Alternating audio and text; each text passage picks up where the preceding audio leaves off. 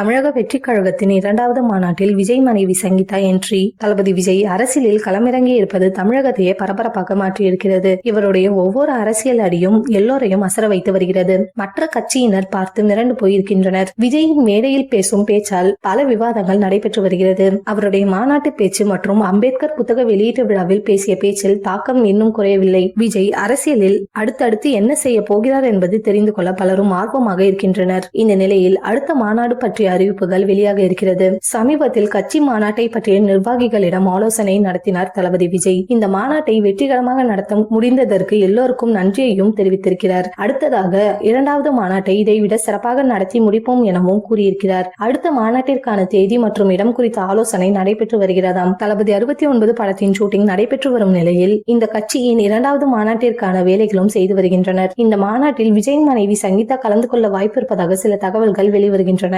பல வதந்திகள் ஏற்கனவே பரவி வரும் நிலையில் அதற்கு முற்றுப்புள்ளி வைக்க இந்த முடிவை விஜய் எடுத்துள்ளதாக கூறப்படுகிறது.